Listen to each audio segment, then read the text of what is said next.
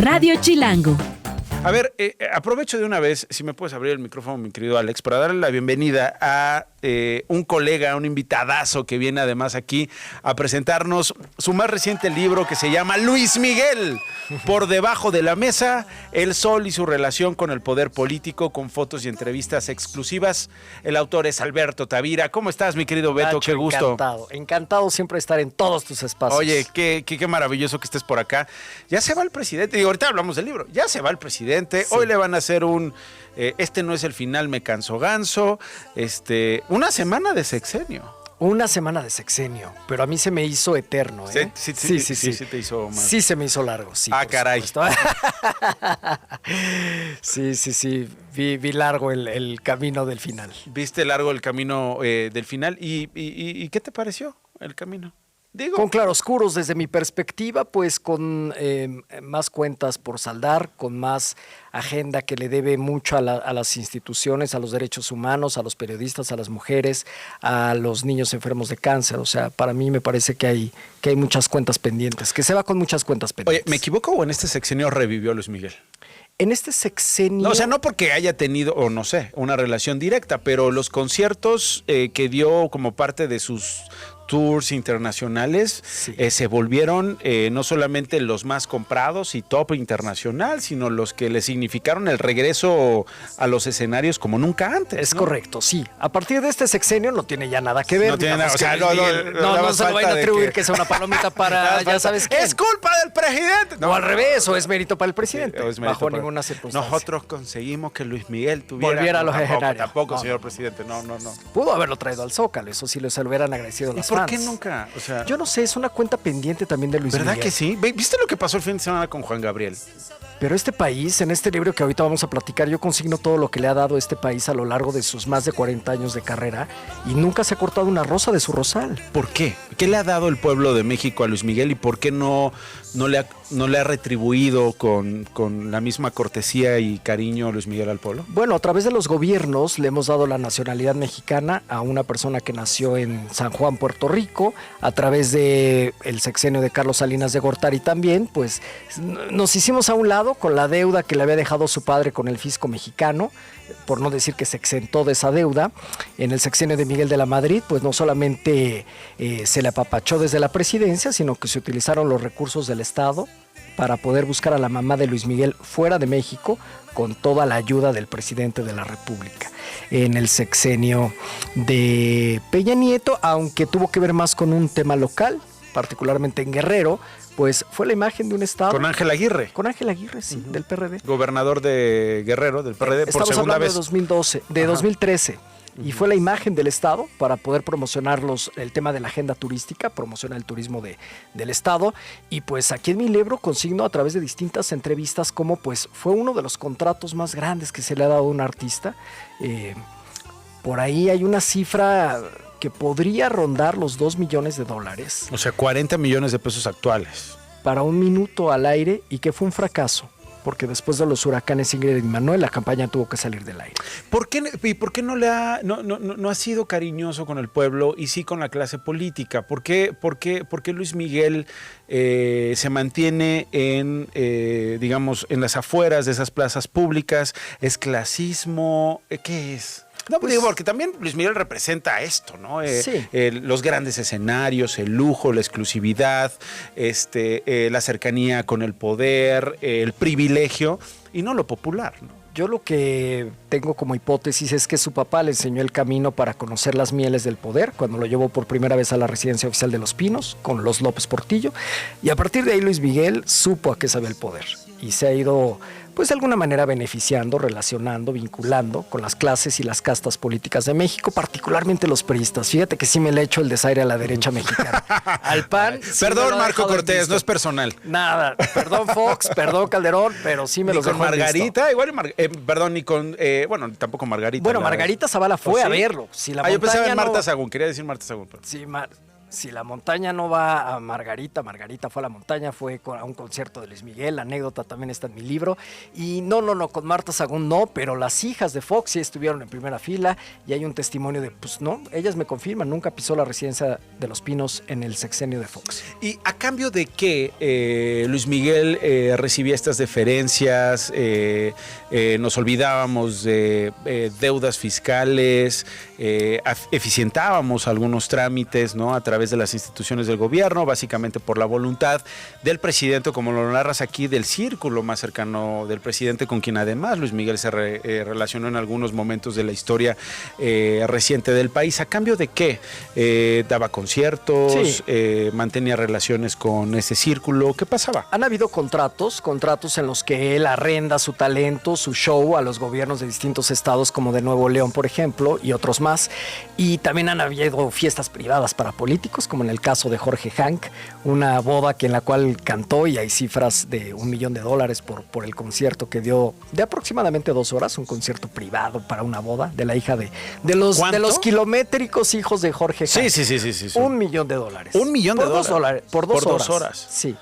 Sin derecho a que la gente... ¿Ni tú cobras eso cuando vas a las bodas, Beto Tavira? Ni en mis 3 vidas voy a cobrar eso. Oye. En mis 7 vidas. Es que de alguna manera es indignante para algunos episodios, estos conciertos, estos momentos, pues él se ha beneficiado de eso. Y yo la verdad sí creo que no se ha cortado una rosa de su rosal, no hay nada gratuito. Hay por ahí 2 episodios en el Salinato donde él da 2 conciertos a beneficencia para instituciones en las que colaboraba la primera dama de México, doña Cecilia Ocelli. Entonces, pues me hace dudar si realmente fueron filantrópicos o no, porque después de que en ese sexenio fue donde más se le brindó condescendencias, favores, etcétera, pues bueno, pues algo tendría que dar Luis Miguel a cambio. Me decías que su padre fue el que le enseñó el camino para acercarse al poder político. ¿Qué le enseñó? Bueno, le enseñó, aquí, antes de contestarte, hay una escena en mi libro, gracias a una entrevista con Paulina López Portillo, la madrina de Luis Miguel, habla por primera vez después de 42 años de silencio, y aquí en la escena que ella me va narrando como protagonista de su propia verdad, es que el papá, pues sí, lo aventaba, lo llevaba, lo metieron a la casa Miguel Alemán, estuvieron ahí presentes y él fue el que negoció. Nadie le había preguntado a Paulina si cobró o no el papá de Luis Miguel por ese concierto en la boda de Paulina y de Pascual Ortiz Rubio. Y ella supone que sí. Que Luisito Rey cobró por ese concierto. Pero respondiendo a tu pregunta, el papá lo que realmente hacía era que Luis Miguel encantara y se dejara encantar por el poder político. Y lo lograba muy bien, sabía la joya que tenía de la corona. Y el poder político, y hasta la fecha y durante varios sexenios, pues terminó rendido a sus pies. Sí, porque esto del sol no es gratuito, ¿no? Es un astro, sí. es atractivo. Es un imán. Pero es auténtico. Nadie tiene su belleza, nadie tiene su voz, nadie tuvo a su padre para bien o para mal, ¿no? Desde luego, ahora también el talento con el que él ha construido su carrera es indiscutible. Yo creo que en ese sentido no podemos regatearle a Luis Miguel los méritos que ha tenido a nivel nacional e internacional, pero insisto, mi libro, que se centra particularmente en el vínculo de los políticos en México, pues es el que sí dice, caray, o sea, hay que meter el dedo en la llaga en esto porque no se ha contado lo suficiente. A ver, vamos ahí, metamos el dedo en la llaga, preguntándote, ¿con quién hablaste? ¿Con quién has platicado? ¿Qué conversaciones te dieron mayor claridad de esta relación entre Luis Miguel y la política mexicana? Sí. O ciertos círculos, los más altos, por supuesto, de la política mexicana y también, en algunos casos, los más oscuros, por como vemos en las páginas. Gracias a mi carrera, Nacho, que ya sabes que tengo 25 años cubriendo la fuente de política. Sí, cierto. y de edad también. Es el único periodista que empezó a los 3 años. A los 3, y sigo aquí, pero no me jubilo y no tengo ganas de jubilarme. En ese sentido, pues poder relacionarme... ¿Cuántos años tienes? 47. 47. Okay. Sí, poderme relacionar con los políticos o con sus familias, pues me permitió el acceso a los López Portillo, pero también, por ejemplo, a Enrique de la Madrid. ¿De los López Portillo con quién? ¿Con Paulina sí. López Portillo Romano? Sí, de los de la Madrid, directamente con Enrique de la Madrid.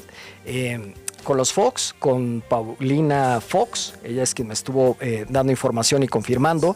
Margarita Zavala me mandó a su asistente particular, a su secretario privado en ese sexenio para que me contara esas anécdotas. Y hay gente insospechada, por ejemplo, Gerardo Estrada, quien fue director del Auditorio Nacional. bueno, Gerardo lo estoy confundiendo con otro Gerardo que también ahí Sí, sí. es importante en la historia. Ok, Gerardo Estrada, que fue director del Auditorio Nacional y del Palacio de Bellas Artes, Ajá. Es una eminencia, es un señor, es un doctor de la universidad, Sí, la sí. cátedra en UNAM. Y él lo que me Lo confundí confiesa- con Gerardo Islas.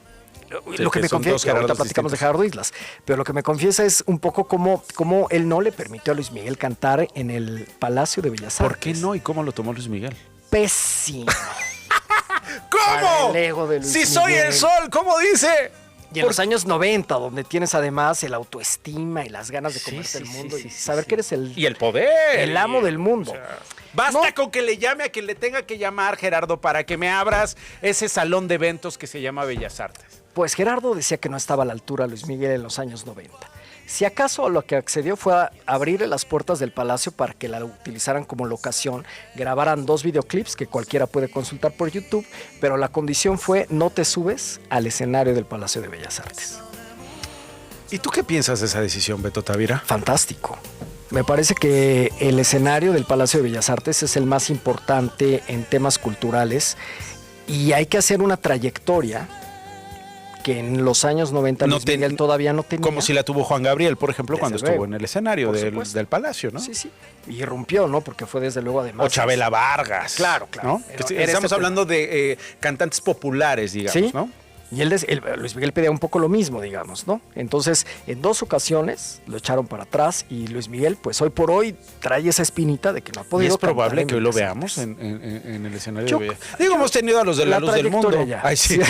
Han estado los de la luz del mundo en Bellas Artes. Totalmente de acuerdo. Yo creo que hoy por hoy además ya cuenta con la trayectoria, el prestigio, la calidad musical y la cantidad musical para poder presentarse ahí. ¿Qué es lo que más te alarmó, te indignó como periodista y como ciudadano de esta relación Luis Miguel y política mexicana y poder político?